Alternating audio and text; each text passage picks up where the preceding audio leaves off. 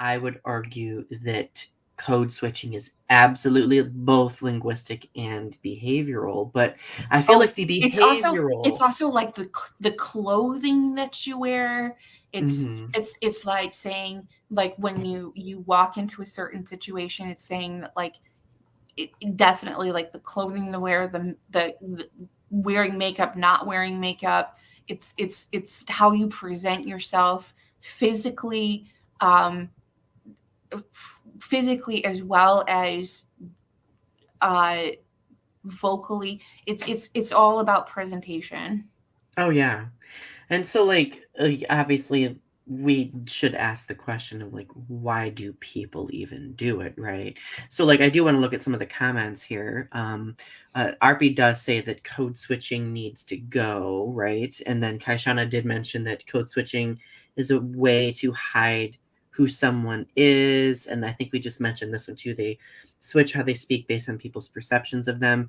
So clearly, it is something, it's a situation in which people feel like they are not safe, so they have to alter themselves in some way to appeal to the dominant group of people in the space in order to feel safe.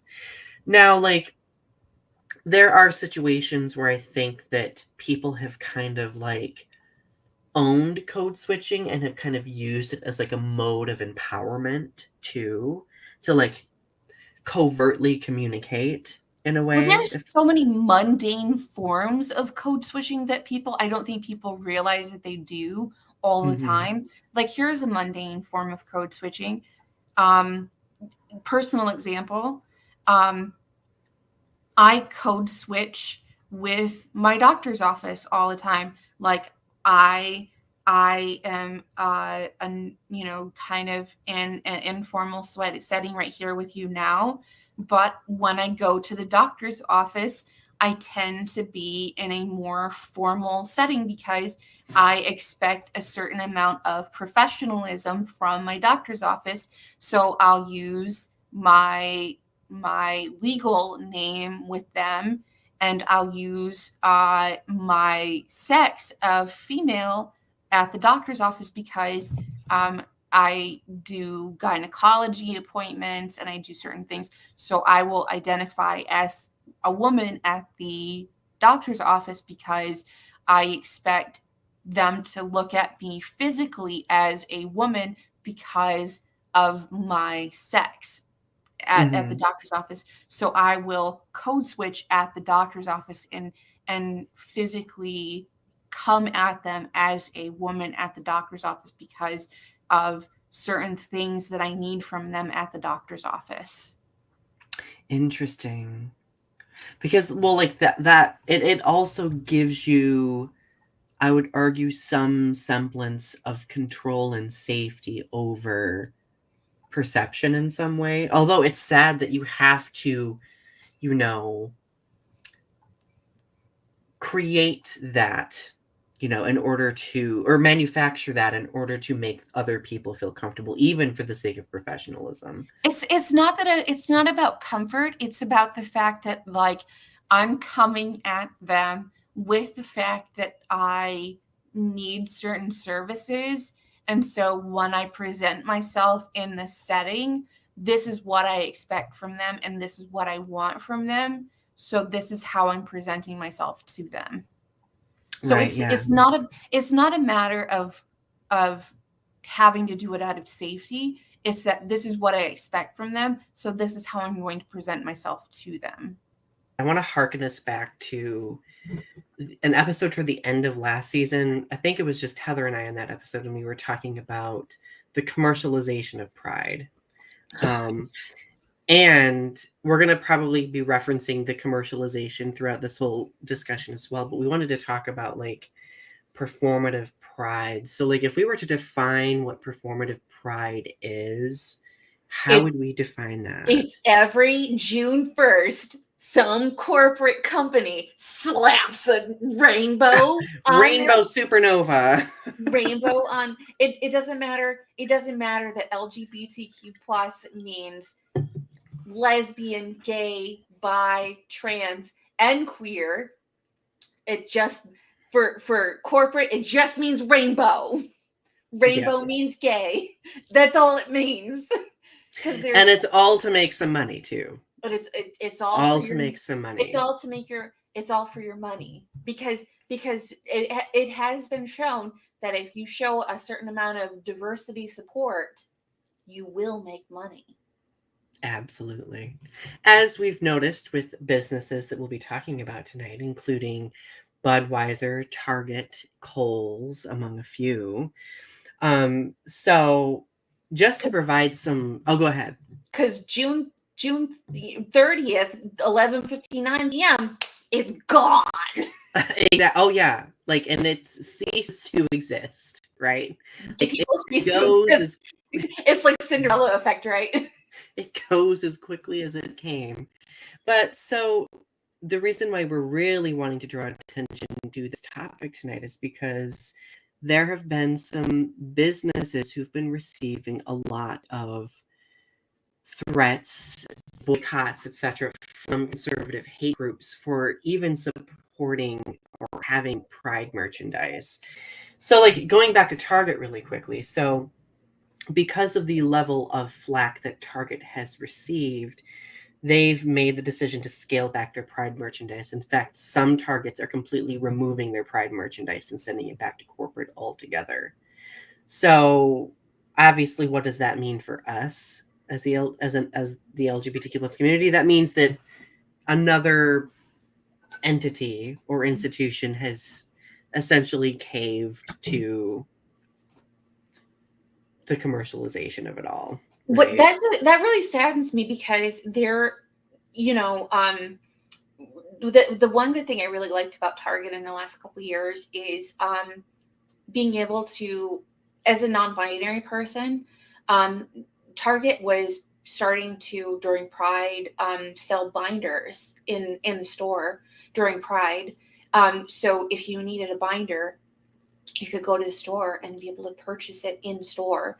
So like getting rid of, during Pride, not being able to purchase binders or gender affirming hardware, that you need, not being able to purchase those products in which make our lives easier, is saddening, because and like it's part of representation. That's the reason why we have Pride merchandise, is because it's supposed to be affirming to our identities.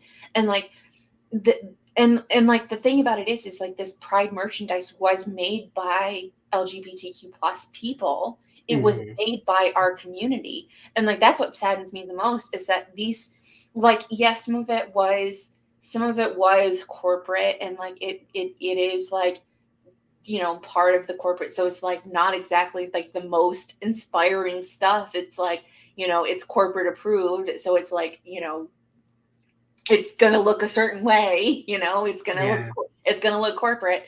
But the fact of the matter is, these are members of our community who are making these products and getting paid to make these products. And so like, the fact is, it's like, it really hurts that when, these things get taken off the shelves, it's them who suffer. Yeah. And they have been suffering too, because like, some of these people have gone onto social media, been on the news to, like, they've been receiving death threats. And that really upsets me, because, these are members of our community, and they don't deserve that kind of hate. Exactly. So not only are they getting the hate now, but they are also kind of being screwed over by these corporate entities who are just being like, oh, nope, no more, bye. It's sort of like they're the ones who got thrown under the bus. Absolutely. But like, when it comes to situations like these, like, the individuals in the marginalized communities are always the scapegoats. It's always the gay people that get thrown under the bus first, honestly. Exactly. Yeah, and I mean, of all of it, like the trans community and like non-binary community and stuff like that, these are the communities that suffer the most, because it, like, the LGB portions of the community, at least we have certain degrees of privilege. We can rely on certain spaces to be in where we are safe. But that's not the case for these other communities, right? Yeah, that's what I was saying. Like, and that's why I'm worried, like, about pride and stuff. Is like, we go out into these, spaces, and it's like, I mean, like, I at least cis pass, like, I at least pass as like feminine, and so like I can pass like. As LGBTQ plus people, we have a very unique struggle with body because we spend our lives prior to coming out navigating like these social norms for body expectations for, white cisgender heterosexual community, that community. But then when we finally come out and we are assimilating into our like LGBTQ plus communities, we're navigating a whole nother set of expectations that are under discussed, underrepresented as well. Like the diversity is very underrepresented when it comes to body. Especially And like for me as a non-binary person, I'm yeah, expected to have an androgynous body type. I'm supposed to look stick thin, like I'm supposed to look heroin chic. I'm right, supposed yeah, to I'm supposed to look like, oh, almost ambiguous. I'm supposed to look ethereal or fairy like. I'm supposed to not I'm supposed to almost wear masculine clothing, like almost be almost in the masculine shifting body. I'm mhm, supposed to, so to wear dresses, to wear longer hair, that is, yeah, no, you're not supposed to do that. right, So yeah. Well, it's very. and sometimes the thing is, like, in my experience, like, I've gone through phases where I've gotten comfortable, but then, like, something will, like, happen, or I might change something where I don't feel comfortable for a while. Like I feel like because we have navigated those histories of, those struggles that, like, it's like a constant vigilance, if that makes sense. Yeah. Now, like, it's interesting because I recently chopped my hair off, right? Hmm. And I since like 7th or 8th grade, have always had like longer hair. Yeah. I've always felt comfortable having longer hair because when it came to hair, like I don't know, I felt more feminine in a way because of it. And I liked that. But once I cut my hair off, like that was kind of like my comfort when it came to like physically being represented that way. And I've gotten used to it now. Like I've gotten used to like now, like I can look at myself with really, really short hair like this and be like, I actually feel attractive. Like I actually think that I look okay, right? Well, I was Um, telling you in the back room that I thought you looked like George Michael. I know, and that was like the hugest compliment ever. I love that. And I normally don't wear sunglasses either, but You look so good. we're both hot. You are. We are You are. hot. There are many groups, of course, who view woke and who kind of misconstrue it because they are very much viewing it as being like this, brainwashing tactic to get people to be more socially progressive, right?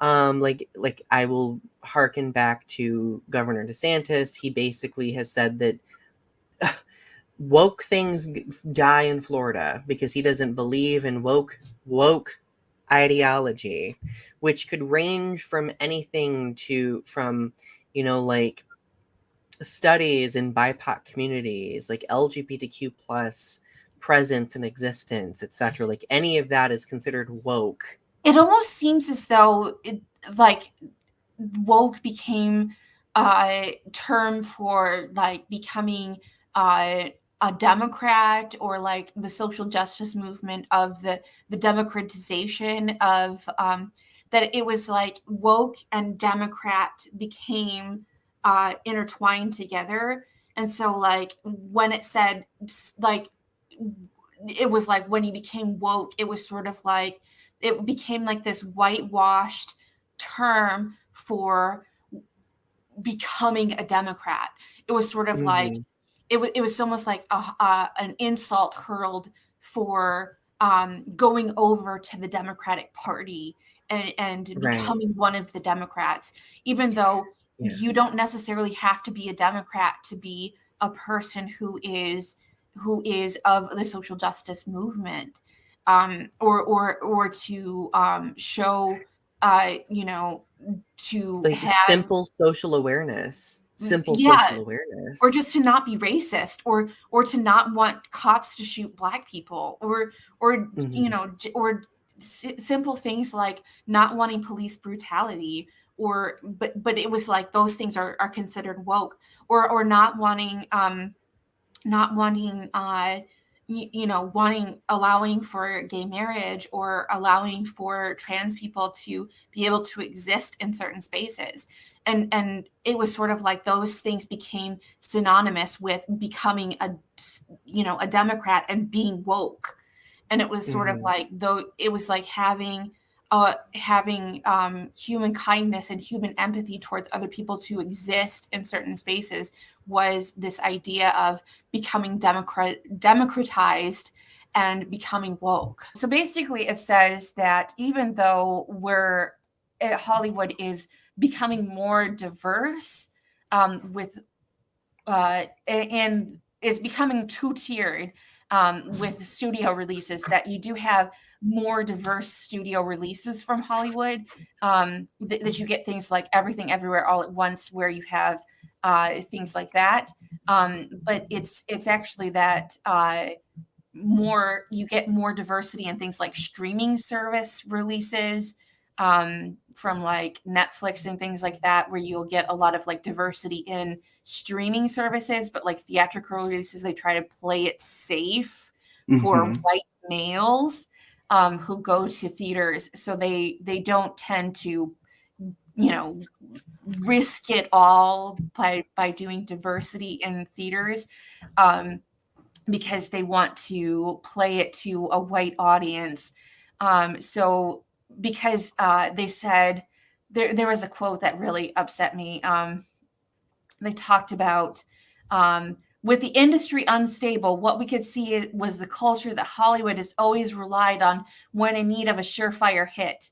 They think of a surefire hit as a code for no diversity for white lead. It's something that they're comfortable with. So it's saying Mm. that diversity is something that is possibly temporary, short-lived, and could be cut at any time. And that's something that they mentioned in this report from Fortune. And that kind of upset me, because it's sort of like, well, we'll always cater to the white audience, we'll always cater to white males, and that that they're the ones that they always market to, because they're the ones who are always spending the money at the theaters 50% of the time. Mhm. I think that we got the Karen stereotype. So let's talk about the Yes. white girl fall stereotype, because Well, they okay. they are very close in comparison. Well, right. Well, I think part of the problem though is that the stereotype generalizes that every pumpkin spice lover is going to be a Karen or a basic white girl, right? And I don't think that's always the case. I just think that that's been a generalization that's happened since, well, I mean, we could talk about, we'll It's talk it's about the that. it's the live, laugh, love girls. you know, they're real skinny, they're real blonde, always blonde, always well make up, well coiffed. Um, sorority girl. Yes. Is it accurate? No, it's not accurate. It's also the like, oh, the people who have like the decorations in their house that have like wine glasses on them that are like Oh my god. wine mom, even though I'm one of those people. Oh my god. I think both of us would argue, and we've talked about this before, that we are most proud of what we've accomplished this season specifically. And I think it's because, one, we have a new look as well. I think we have a new energy. Yeah. I think we've really hit the ground running, and we have found what works for Well, us. we also don't do this anymore. Oh, can you see my fingers? Jump scare. No, like we have I feel like a more professional image, but I feel like we are also more open to taking those breaks and having fun. Like, I feel like prior seasons, we were very like by the book. We were very much like, you know, I think we were like overly structured in the past, and we still have structure now, but at least we're able to kind of find comfort and confidence in enjoying the moment, right? Yeah. I think we finally hit a groove. Like we just because we were kind of getting used to like it's not that we didn't know each other, but when you get into a podcast, there's kind of like a format of like, you know, understanding like how we talk to each other in the podcast format. You know what I mean? Like Yeah. I've seen other podcasts do this, like because there's like chilling out and like hanging as like friends and stuff, because like we shoot the shit bit in the back room all the time, and like there's a way we talk to each other in the back room and like talk to each other as friends, and like we text each other and stuff. But then there's like a way that we talk to each other in the podcast format, Right. and it's different. It's a little bit more performative. Like we are having fun, but we also know that we are engaging people, and we are, you know, creating a dynamic that hopefully is somewhat entertaining, right? It is a bit more like performative, and because like we'll Mhm. discuss stuff in the back room, but then we'll talk about it out here like it's the first time we've talked about it. Right. I love it. I love it. No, I'm just really proud of what we've done this season. I'm really proud of it, and I think that we're gonna just continue growing. I love it. I think that one of the biggest things I'm proud of that we've changed with this season is the costuming, the way that we do costumes. Yes, we really got into the habit of dressing up this season. Fine with it. So, Ari, do you have any parting words as we finish 2023? See you later. Thanks for all the fish. Ari's dramatic exit. I am totally here for it. I love you all. Come back in 2024 and watch with us, and we'll see you soon. Have a good rest of your happy holidays. Bye. Mwah.